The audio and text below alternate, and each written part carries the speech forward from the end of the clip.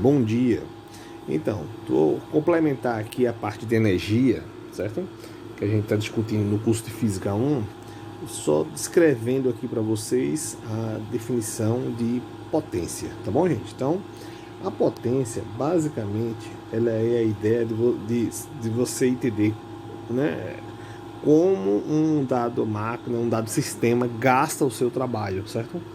Então, a questão toda é você saber qual é essa razão aqui. Essa razão é o que define a potência média, né, é o trabalho sobre o tempo.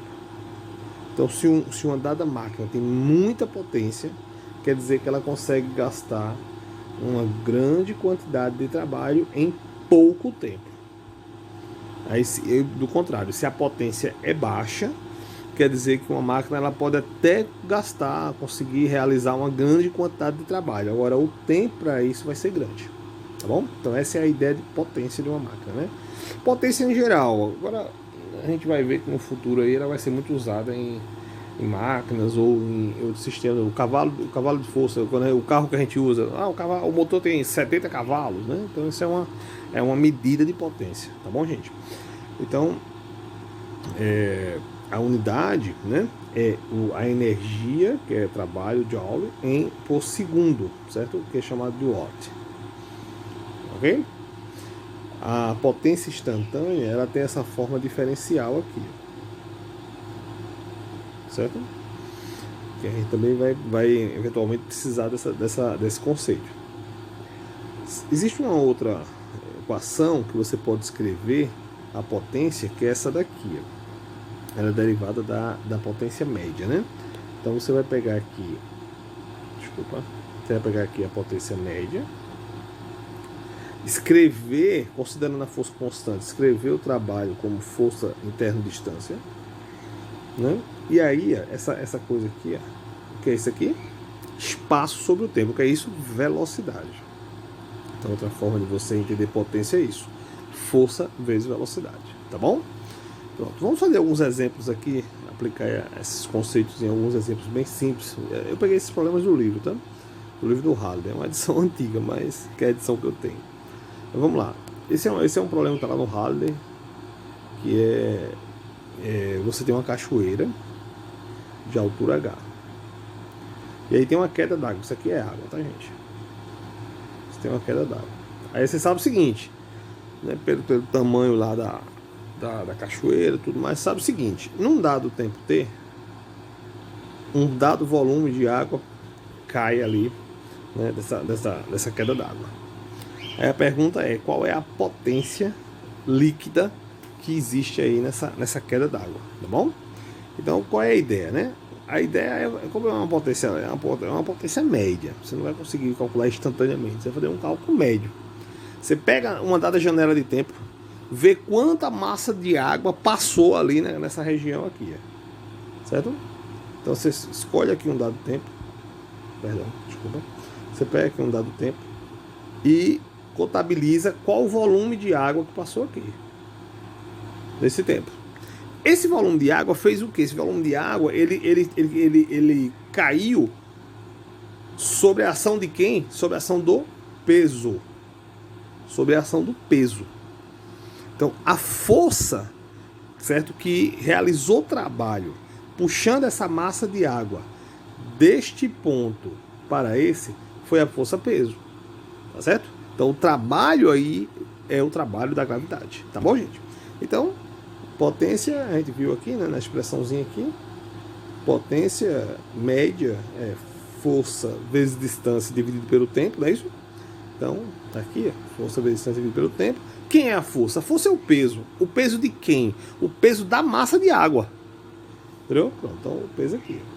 Quem é a distância? A distância é a altura que ele percorreu, né? Daqui para cá, que é H. E o tempo é T, tá bom? E aí, quem é essa massa? É a massa de água. Mas como é que eu acho ela? Você sabe o seguinte, você sabe que nesse tempo T passou esse volume aqui, ó. Então, como você sabe a densidade da água, e você sabe que a densidade é massa por volume, você encontra quanto é a massa. Tá bom? Aí substitui aqui nessa expressão aqui, que a gente acabou de chegar nela, e aí você chega na expressão né, efetiva aí da potência líquida nessa queda d'água, tá bom? Em geral, um sexto disso pode ser transformado em energia elétrica através de um gerador, por exemplo, né? E esses números são muito altos. Daí a importância da energia hidrelétrica, né? E a gravidade acaba fazendo muito trabalho, entendeu? E aí daí que nasce o interesse de conhecer essa potência, conhecer os trabalhos envolvidos nessas quedas, é que nasce o interesse de aproveitar isso para gerar eletricidade. Vamos para outro exemplozinho. Esse exemplo é o seguinte. Esse exemplo é você puxar uma caixa. Também é um problema do Halliday, viu, gente? Que eu peguei lá para resolver, tá bom? O Halliday acho que é da 5ª, 6ª edição que eu tenho aqui. Então, você tem aqui uma caixinha, uma superfície, e aí você puxa a caixinha com uma força assim. E a caixinha desenvolve aí essa velocidade aqui. A pergunta é, qual é a potência aí dessa tarefa, né? Então vamos lá, né? A potência, a gente pode usar aqui essa construção que a gente deduziu lá atrás, força vezes velocidade. Quem é a força? A força é esse vetor que aponta fazendo 30 graus com a horizontal, né? E tem esse valor aqui, essa norma 200 newtons. E a velocidade são 8 km por hora, que você transforma em metro por segundo dividido por 3,6. Então é só multiplicar, gente, ó. Produto interno aí da força vezes a velocidade. Então vai ser módulo da força, módulo da velocidade vezes o cosseno do ângulo, né? E aí fazendo as contas aí, você chega em aproximadamente esse valor aqui. 384 watts. Tá bom? Mais um exemplozinho aí de aplicação de potência, esse problema do foguete. Certo? Você tem um foguete que parte aqui com velocidade 0. Aí ele em 1,2 minutos ele sobe, né, e chega nessa velocidade aqui VF. Aí são dados a massa do foguete, essa velocidade VF, né, e é dado o tempo de subida aí. A pergunta é, nesse tempo de 1,2 minutos, qual foi a potência média que o foguete desenvolveu? Então qual é a ideia? A potência média, ela é trabalho sobre o tempo, não é assim? Então quem é o trabalho, gente? Que trabalho eu estou falando? É o trabalho que o foguete realizou para sair da velocidade 0 e chegar na velocidade VF. Isso foi o trabalho que o foguete fez. O motor dele lá tirou ele do solo, acelerou ele até uma velocidade aí de altíssima aí, né, que foi dado 10.000 km por hora, que a gente transforma para metro por segundo dividindo por 3,6. Então, o trabalho é a variação da energia cinética. Entendeu? A variação da energia cinética entre esses dois instantes. Esse instante aqui é o final, esse instante aqui é o inicial. Então, gente, o trabalho vai ser a variação da energia cinética, que a gente calcula como? A gente calcula dessa forma aqui, ó. Quem é a variação da energia cinética? A energia cinética final menos a energia cinética inicial, que é 0. O que é a energia cinética final? É a massa vezes velocidade ao quadrado sobre 2. A massa está aqui, a velocidade está aqui, já transformada, a gente substitui e encontra esse valor aqui, 2,7 aproximadamente vezes 10 a 11 joule.